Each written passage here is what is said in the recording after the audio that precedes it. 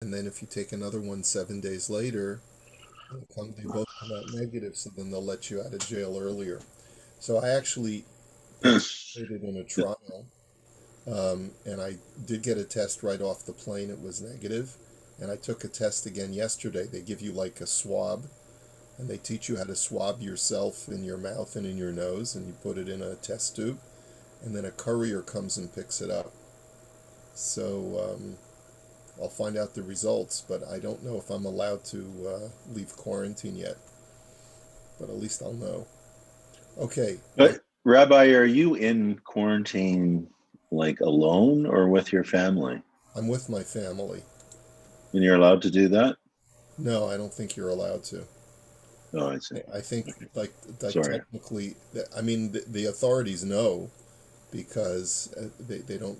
It's not really that practical, but um, I mean, if a But person they got, prefer not. They prefer yeah, that you don't do it right. then. If a person had, God forbid, had COVID, then Hitaka wouldn't be able to be with the rest of his family. But anyhow, Yeah. okay, let us get started. Rabbi Isai, we were in the middle of seeing a tshuva from Rav Moshe about some of the details of the mitzvah of Hashavas Aveda. And so the two things that we saw on Friday are, what are you supposed to do when we say that you have to make an announcement? So he said, Rav Moshe said, what are you supposed to do? Do you have to take an ad out in the paper?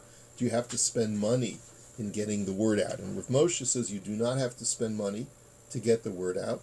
But if you put up signs in public places in the Jewish community, like by the elevators of large buildings, and in other places like in the synagogue, so that would be sufficient.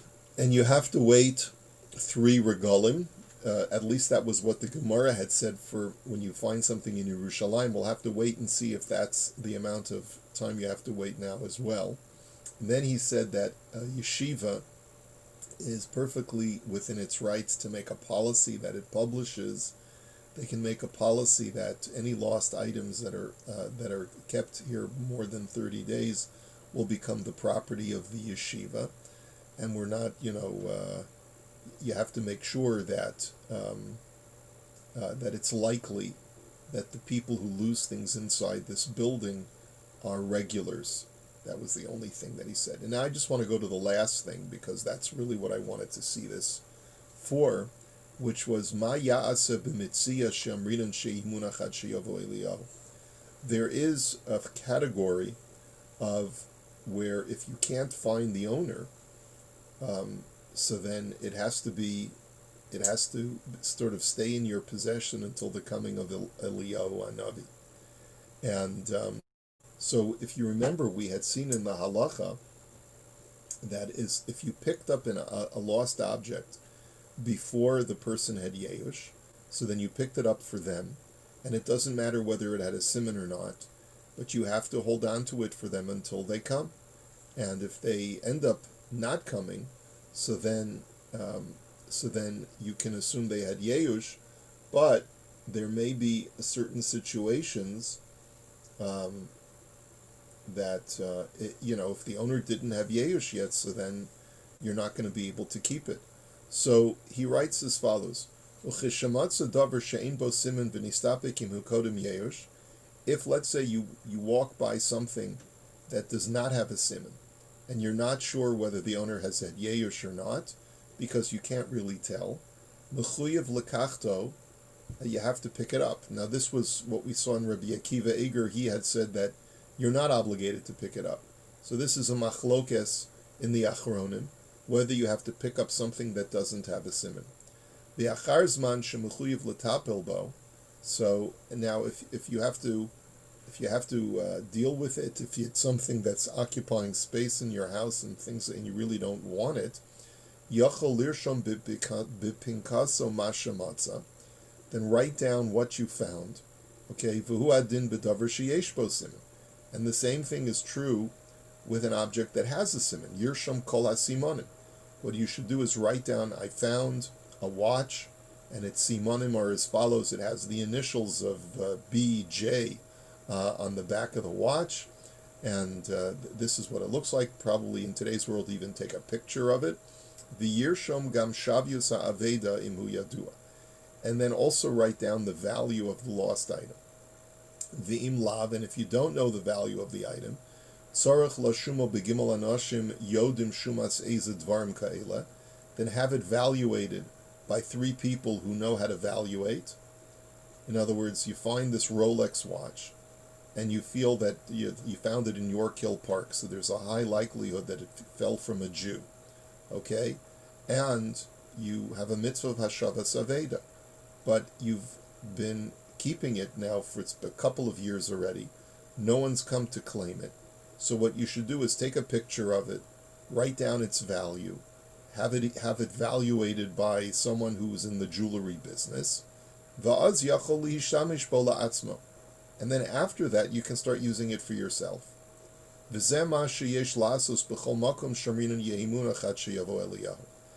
this is true, that when the rabbis say it has to be, you have to keep it with you until the coming of Elijah the prophet, that's not to be taken literally, that it just has to be kept in the back of your drawer.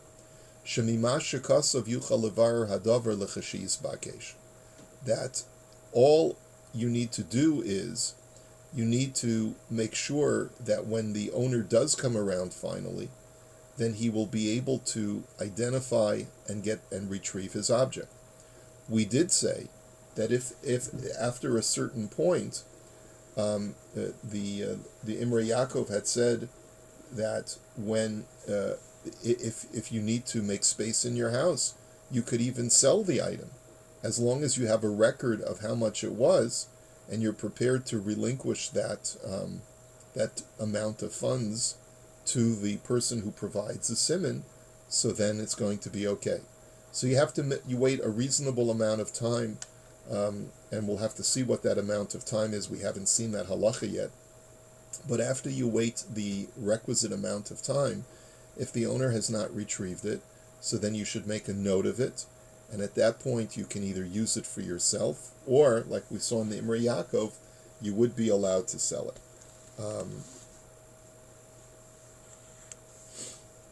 Okay. All right, so now what we're up to is, I want us to see 2 halachas back to back today.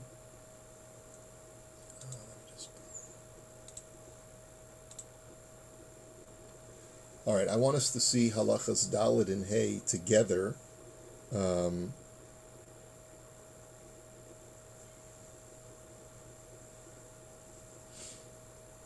Because they are related to each other. And here we're going to expand beyond the laws of lost objects. And we're going to get into, using someone's item without their express permission. When can you use someone's items? Or when can you consume someone's items without their permission? Okay, so if you take a look over here in Daled, let me just... Okay. Va'afilu im borer lo lechashiyivada liba'olav shehu natla azay yismachu v'yagilu mipnei ahavasam osam. Let's say you find your friend's lost object, and you bring it into your house, and you know that it belongs to him, so you're going to be calling him up or contacting him in order for him to retrieve his object. But you also know that your friend would be more than happy for you to use his object while it's in your possession. Let's say you find his baseball mitt and in the park, and I know for sure he wouldn't mind if I used his baseball mitt. I'm sure he'd be happy for me to use it. Okay, so asur lo lehanus ba below da'as haba'olim. You're nevertheless not allowed to benefit from it unless you get permission from the owner. Lefichach, and therefore, hanichnas lepardes o leginas chavero. Let's say you walk into your friend's garden, asur lo, or his orchard, asur lo lilkot peiros shalomi das haba'olim. So I go, let's say I have a friend who has, this is more prevalent in warmer climates. Doesn't happen too often here in Toronto, but You have a friend who has an orchard in his backyard. He's got orange trees, he's got date trees, right? And you go in and you say, or fig tree, you have to taste my friend's delicious fruits. I was here a few weeks ago on Shabbos, and he served them at his Shabbos table, and they're absolutely delicious. And you go We into do the. have apples, Rabbi. You have apples here? Yeah, Oh, okay, sorry. maybe even delicious apples. Okay. Do you have them in your backyard? They usually get worm eaten, but they're there. Okay. So so you go into your friend's backyard, and he's not home, and you turn to your friend and you say, "You've got to try these delicious apples. They're fantastic." And so, are you allowed to do that? Now, you assume that he'd be fine because he served them to you before. Can you do that? So, afal pi shabal hapardes v'hagina hu ohav overeo asher kinafsho ubevada yismach v'yogil kishi yivodalo shenenezem iperosav. So listen to his language. He says, even if you know that the owner of the orchard is your friend, and he would be delighted to share these apples with you, and he would be happy that you helped yourself to them. Mikol makom keven she'achshav einu yodea mizeh. But since right now he's not aware of the fact that you're taking these apples, it's like yeyu shalom midas. Just like, what does yeyu shalom midas mean? It means that if a person relinquishes ownership, but is not currently aware that someone is taking it to allow him to relinquish ownership, even though he normally would relinquish ownership, that, according to the halacha, is not proper yeyush. It's not proper relinquishment. And so, therefore, even though were he to know that you were taking his apples, he'd be happy. But right now he doesn't know it. His lack of knowledge is not a relinquishment of that property. And so you're taking something that does not belong to you. Harehu nena be'isr. So therefore you're benefiting in a prohibited fashion. V'chein kol kayotze bazeh. And all other types of examples of this, this rule applies. V'tzarech lahazir l'rabim. And look what he writes. He says, this is something that you need to notify other people about. Shenichshalin bazeh machmas chisar yediyah. Because this is a common error that people make, that they are inadvertently stealing because they assume that it's okay. They assume that it's okay. Oh, you go into you're in your friend's house, and he doesn't mind if you use something, but you haven't asked him to. And because of that, you end up stealing from him. Okay, so now, before we go into any further detail, let me just take a look at one piece in the Imrei Yaakov, who qualifies this halacha severely, and then we're going to see a further qualification in the next halacha. So, in the Imrei Yaakov in Sifkat and Yotes, Asr lo lehanos ba, Davka hana'a shel kiloi dumya demashikasa, dahainu lechol peros mi pardesa. He says the only thing we're prohibiting you from doing is consuming your friend's goods, right? Where you're actually consuming something so that he ends up losing something that's in his ownership. Aval hanoas hishtamshus shari im yodeya shahaba olam ena makpidim al zeh. But to use something of your friend where you're not consuming it, let's say your friend has a remote control and a television, or he's got a game unit in his house, and you know for a fact that he lets people play, or he's got a pool table or a ping pong table, and you know for a fact that or a swimming pool, and you know for a fact that he lets people use it regularly, so then you don't have to get permission every single time you use it. Kidolakamen simin yud aleph sifhei v'ayin sham b'Imrei Yaakov. And we'll actually see more of this into the halacha. So if you're consuming something without his knowledge, even though you know that he doesn't mind, so then that's usr. But if you're not consuming something of his, but you're using something that is not a consumable, because you're just benefiting from it, but it's still intact, so then it's not a problem. Actually, a swimming pool I'd have to really think about, because there is some level of consumption there. You're actually using his water, you're using his purification system, and so forth. So I'd have to really think about that. Whether you would have to really think about whether that's a consumption of something or not. But Rabbi, yes, in the um, when we're in the office environment, sometimes things could happen. For example, let's say somebody has a Kleenex box on their desk, and they're away from their desk, and all of a sudden you have to see if you have no Kleenex. You need to grab a Kleenex. So even something like that, would that be of concern? it would be of concern if they're not around. But let's look at the next halacha and see. It depends on the convention. If we'll see that in just a second. So hold on to the question. Let's now look at halacha hey. Umikol makom, but nevertheless, muter leven beiso shel adam litain prusa la'ani o livno shel ohavo shel balabaya shelo midaito. But here is what is permitted: to consume a good of the owner. Let's say I live with my parents, and a meshulach comes to the door and is asking for tzedakah. And I know that my parents have, I know where they keep their cash. And so I take out a $5 bill and I give it to the meshulach. Okay? Or, or something like that. Or livno shel ohavo shel balabayis. Or let's say, my father has a very good friend, and the son of that friend comes to the door asking if he can borrow $5. So then it's permitted for me to give $5 to that boy if I know that that's what my father would want. And why is that okay? Lefi shekach nahagu balei batim umitchila nisratza balabayis bekach. He says, because that was already almost like a tacit approval of when a person is a balabayit, when he's the head of a household, it's almost implicit that he gives permission to the members of his household to use certain of his goods, of his commodities, as they wish at their discretion.